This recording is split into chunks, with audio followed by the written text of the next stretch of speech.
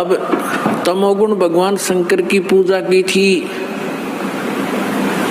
रावण ने, आपके समक्ष है। और जो वर्तमान के शिव के पुजारी एक सोमवार का व्रत रख के थोड़ी बहुत मंत्र माला करके नहीं सोचा पता नहीं क्या प्राप्ति कर लेंगे। अब रावण जैसी भक्ति वर्तमान का कोई भी नहीं कर सकता। यहाँ से धड़ काट के, यहाँ से काट के 10 दोनों भुजा से समर्पित कर दिया था। और जैसा किया वैसा ये दे सकते हैं भगवान, वैसा ही इसको दे दिया। लेकिन दुर्बुद्धि नहीं गई, राक्षस कहलाया, कुत्ते वाली मौत मारा गया। और कैसा दूषित कर्म किया, अपनी ही माता को, सीता को उठा लाया, जो शंकर भगवान के बड़े भाई की पत्नी थी, उसको उठा लाया। पत्नी बनाने की चेष्टा कर रहा था अपनी माँ को। इसे दुष्ट और कौन होगा, दूषित कर्म और क्या होगा। कुत्ते वाली मौत मारा गया और राक्षस कहलाया। एक भस्मागिरी नाम का साधक था, तपस्वी था, तमोगुण श्री शिव का उपासक। और शिव जी के गेट के सामने, मेन गेट के सामने ऊपर को पैर करके नीचे नसर करके तपस्या करने लग गया। 12 वर्ष तक सिरासन पर रहा। एक दिन पार्वती जी ने कहा कि भगवान आप तो महादेव हो, देवताओं के देव हो, आप तो जो चाहो सो कर सकते हो, आपके भगत को दे दो जो मांगता है। अब भगवान शंकर ने कहा, शिव जी ने कहा तमोगुण ने कि मांग भाई भस्मागिरी, क्या मांगता है साधु। भस्मागिरी ने कहा जी वचनबद्ध हो जाओ तब मांगो। भगवान शिव ने कहा ठीक है भाई, मैं वचनबद्ध हो गया, प्रतिज्ञा करता हूँ तू मांगेगा वही दे दूंगा, वचन है मेरा। उसी से मैं सीधा खड़ा हो गया और कहने लगा भगवान ये भस्म कड़ा दे दो जो आपने हाथ में पहन रखा है।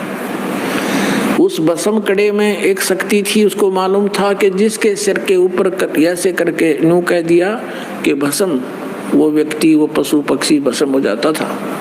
अब जो ही भगवान शंकर ने वचनबद्ध होने के कारण वो अपना प्रिय कड़ा भी दे दिया, ये सोचकर कि साधु संत है, जंगल में रहता है, हिंसक पशुओं से बचने के लिए, राक्षसों से बचने के लिए ले रहा होगा, दे दिया। जो ही कड़ा हाथ में आया और एकदम ठाके मारकर हंसने लगा कि शंकर होले होशियार, तुझे मारूंगा और पार्वती को अपनी पत्नी बनाऊंगा। हा हा हा। अब उसने न्यू किया, शंकर भगवान जान गया कि तो एकदम चेंज हो गया सारा, इसका तो हाव भाव बदल गया नीच का। भगवान शंकर ने डांक ठोक दी, फुल स्पीड से भाग लिया, 100 की स्पीड से। आगे आगे भगवान और पीछे पीछे पुजारी जा खखाट पटा। तो परमात्मा ने आके रजा करी, उनके शंकर जी के और उस पुजारी के बीच में आकर पार्वती रूप बना के खड़े हो गए खुद परमात्मा।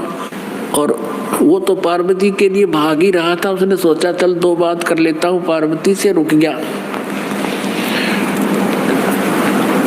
अब पार्वती रूप में परमात्मा ने कहा कि आप रुक जाओ, क्यों भागे जा रहे हो, आओ बैठो 2 बात करेंगे। अब शंकर जी तो आपके निकट आ नहीं सकता, 100 किलोमीटर तो उड़ा नहीं डटे भी हो।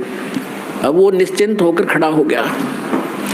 पार्वती रूप में प्रभु ने कहा कि मुझे कुछ डांस करके दिखा ताकि मेरा मन प्रसन्न हो, आपको पसंद करूं। वो कहने लगा मैंने नाचना तो ना आता, मैं साधु संत, मैंने तपस्या की है।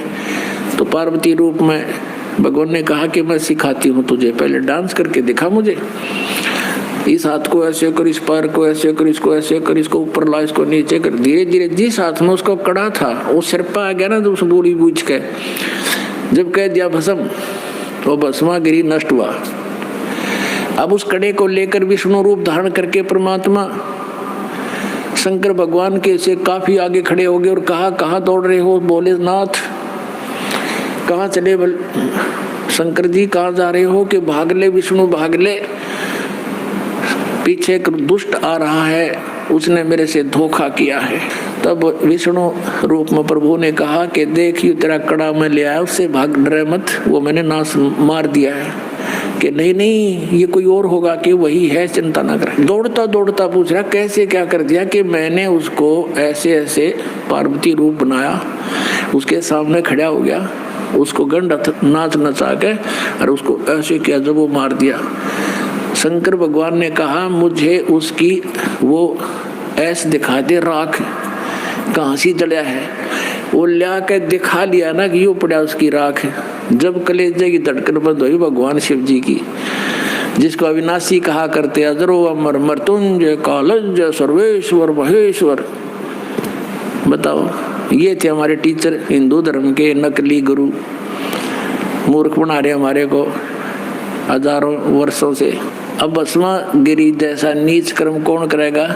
भगवान की पत्नी पे, और नीत खराब कर दिया अपनी माँ पे, तो इसे दुष्ट गीता जी में कहा है राक्षस स्वभाव को धारण किए। भस्मा असुर कहलाया, भस्मा राक्षस कहलाया, भस्मा गिरी से। आपकी पुस्तक अरदास बढ़ा रहा है, अगर वो अच्छा ज्ञान है तो ग्रहण कर लेंगे सारी जनता, और गलत है तो उसको त्याग देंगे। पढ़ाने का यही उद्देश्य दास। श्रीमद् देवी भागवत सचित्र मोटा टाइप, केवल हिंदी, गीता प्रेस गोरखपुर। इसके तीसरे स्कंद में 123 पृष्ठ पे है।